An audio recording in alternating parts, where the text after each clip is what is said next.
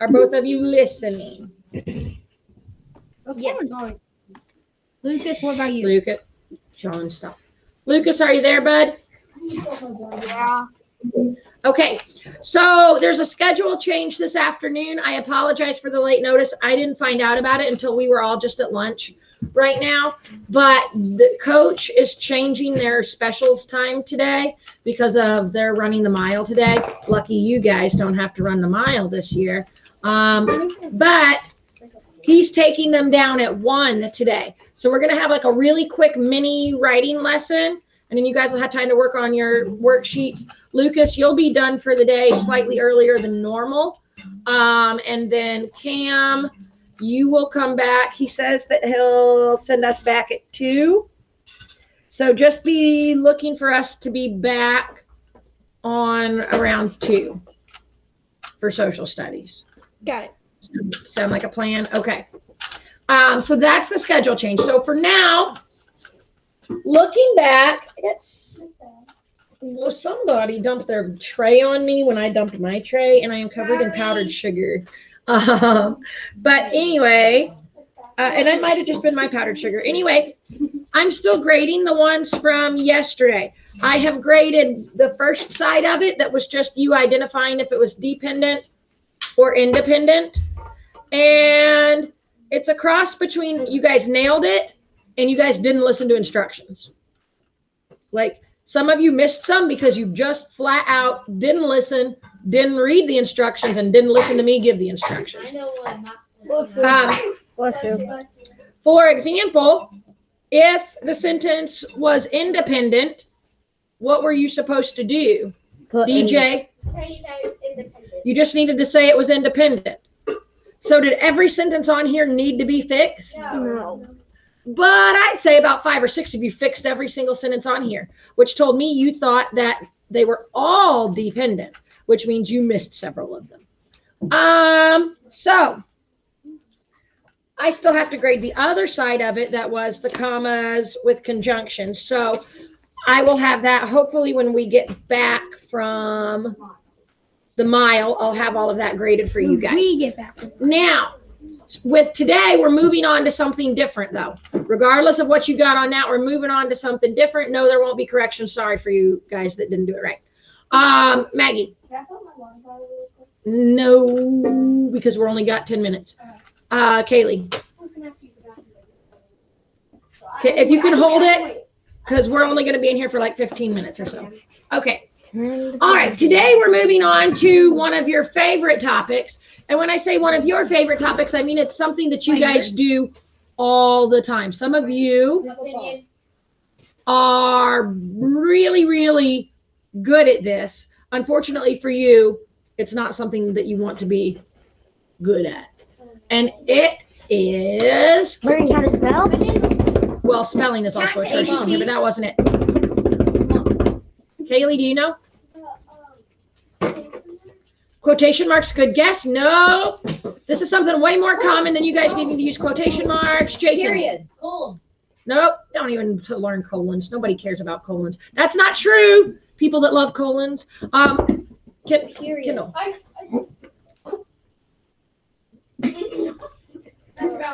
She forgot, Fiona. Is it comma?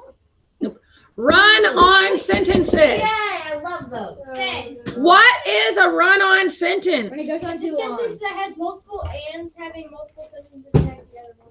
A bunch of sentences, a lot of and it never seems to end. Commas, on and on and on and on, and no period, question mark, or exclamation point to end it. Some of you will write an entire paragraph and you can give me one period at the end. That's me. That's me. There's 2 or 3 of you. Every single time you write a paper, I'm like, well, this is one giant sentence. How many breaths? I do it, but then I so- break it up. Well, that's our topic today for our little grammar review. And I have a lovely little video for us. Video, you don't have to do No, zip. How long is it? An hour. Oh no. Because it's about run-on sentences, so the video runs on. Grammarly can help. This sentence is grammatically correct. Wait. My Rubik's Cube regular people do it in the dark. Put down the Rubik's Cubes before I lose my mind and take them away again. You're a bunch of babies. You don't understand Rubik's. Schmoop.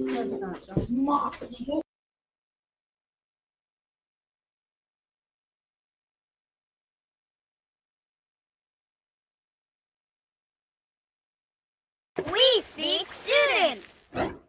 Run-on sentences, a la schmuck. Run-on sentences are bad grammar. Everyone knows this, except apparently for a few authors who think it's okay to throw proper punctuation out the door in the name of their craft, leaving the reader to suffer as he or she struggles to figure out where one thought ends and the next begins. Now that we've survived an encounter with a run-on sentence, let's talk about what this particular piece of bad grammar actually is. While some people think that run-on sentences are just long, like really, really, really long, a run-on sentence actually occurs when sentences are smashed together without the benefit of any internal punctuation. Run-on sentences may induce confusion, hysteria, and even the urge to throw books, so use extreme caution when constructing sentences.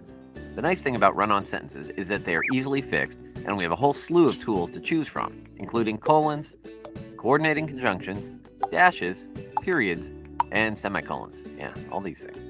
So let's look at some examples of run-on sentences and how to fix them.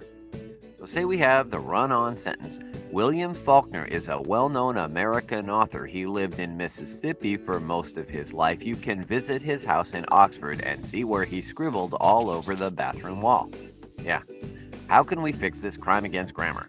Not to mention against poor Mr. Faulkner. Well, we could deploy several periods, so we end up with William Faulkner is a well-known American author, period. He lived in Mississippi for most of his life, period. You can visit his house in Oxford and see where he scribbled all over the bathroom wall, period. Or we could deploy some periods and a well-placed who to get William Faulkner is a well-known American author who lived in Mississippi for most of his life, period. You can visit his house in Oxford and see where he scribbled all over the bathroom wall, period. Let's look at a different example. Jim is a fan of Cormac McCarthy's novels. However, he had a big problem when he tried to read The Crossing. Half of that book is written in Spanish. Wait, well, let's fix this grammar disaster. We could do this. Jim is a big fan of Cormac McCarthy's novels, period. However, comma, he had a big problem when he tried to read The Crossing, colon. Half of that book is written in Spanish. Or we could do this. Jim is a fan of Cormac McCarthy's novels, comma, although he had a big problem when he tried to read The Crossing, dash, half of that book is written in Spanish. Or we could try door number 3. Jim is a fan of Cormac McCarthy's novels, period. However, comma, he had a problem when he tried to read The Crossing because half of that book is written in Spanish. Well, run-on sentences can be difficult for the reader to comprehend. So while most of us will never have a really good reason to deploy a run-on sentence, this doesn't mean we won't encounter run-on sentences in literature. For example, take this lengthy entry from James Joyce's novel, Ulysses. I was a flower of the mountain, yes, when I put the rose in my hair like the Andalusian girls used, or shall I wear a red, yes, and how he kissed me under the Moorish wall. And I thought, well him as another, and then I asked him with my eyes to ask again, yes. Well, let's just stop right there because we're a G-rated site. That's 58 words without the benefit of any internal punctuation, and while that may seem like a lot, the truth is that Joyce's sentence actually continues for another 53 words. Holy moly. That gives us a total of 111 words. No pauses, no stop until the very end. While we could never get away with writing like this, because our English teachers would lynch us, great authors with lots of critical acclaim and assorted Nobel and Pulitzer Prizes might decide that a particular story calls for run-on sentences. So unless literary critics start calling us the next Ernest Hemingway, we need to stick to proper internal punctuation and avoid those run-on sentences. Sorry, people. You gotta earn it. Yeah. Whew.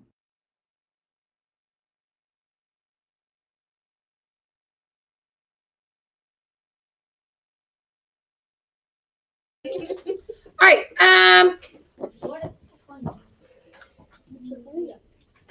I don't know, but they're gonna fix it right now. Okay, guys. So run-on sentences. A lot of times, what is happening? This paper keeps sticking to me randomly. I don't know what's happening. Okay. I feel like maybe there's syrup on my arm too. I hate when We had French toast for lunch, and I'm being attacked by syrup and I powdered don't think sugar, that was guys. French toast. All right. Anyway, run-on sentences. You guys are really good at them, and by good, oh, yep, it is syrup. And by really good, I mean really bad, Because you do them all the time. because a lot of you do them all the time. So there are a couple of ways, like he said in the video, that we can fix this. You can just put a period and divide them up into multiple sentences. Sometimes you're going to have to reword a little bit to make it make sense. Sometimes you can add like a because, although, therefore, in the middle of, and that will help it make more sense. So today you will have a worksheet of 10 run-on sentences, and you need to fix them. Let me give you a couple of examples though before I give you the worksheet. I have a question. Okay. Can I actually rewrite the sentence, or do we just put commas or periods? No, you're going to have to rewrite it this time. I won't let you be lazy. You got to rewrite it all. So if I said, I've been rewriting. I had lunch today and it was Friendly. French toast and the syrup got all over my desk and the powdered sugar is all over my arm. I am such a mess. Nerd. A mess. I'm such a And nerd. my son likes to do I a am Rubik's Okay. Cube. How could I fix this? Kendall, help me. Put a comma after today Put a comma after where? and today. I had lunch today and it was Take French out. toast and the syrup got all over my desk and the powdered sugar's all over my arm. I am such a mess. Take out the Fiona, what? Okay, so what you can do is you can keep the comma there and you can say, I had lunch today and it was French toast. Period. Get rid of the and. And then get rid of this and. Yes. And Why do I have, hang on though. capitalize the T. Okay. And then syrup got all over my desk. Desk. The syrup got all over Comment after the desk. I would say but the syrup probably. The syrup got all over my desk. Wait, I don't. Do you want to put a but but? before the? Are we starting a sentence with but and? No. No. Okay.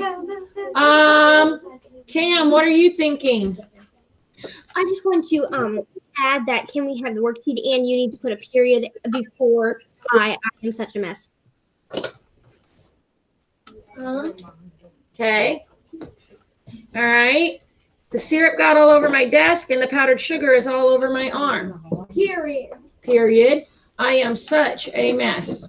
Miss Beth, What about Jason? before you have I had, because I had French toast today, Are we the starting syrup got all over my desk. And then You can't start a sentence with because. Yeah, I can. In this circumstance, the way he's wording it, I can. Oh.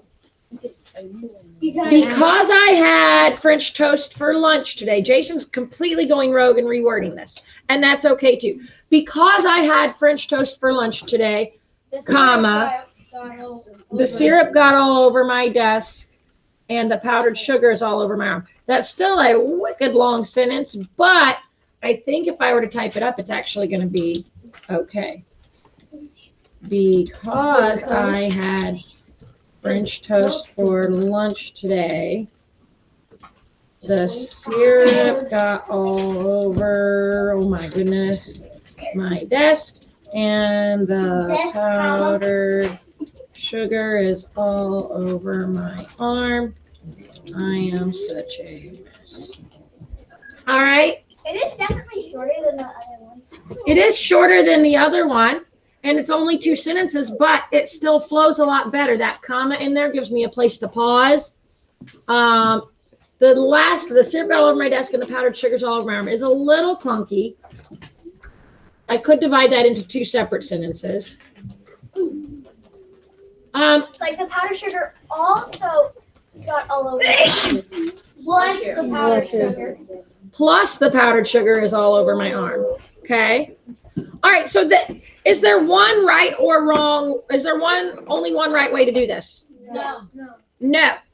So you might all write something different and you might all still get it right. Okay. I'm going to go ahead and pass these out. We in class are not going to have time to work on them until we get back. Cam, let's push social studies to 2:15, okay? Okay, did you send us the writing worksheet? So, yes, I will send that to you guys. Give me just a second. And, yes. All right.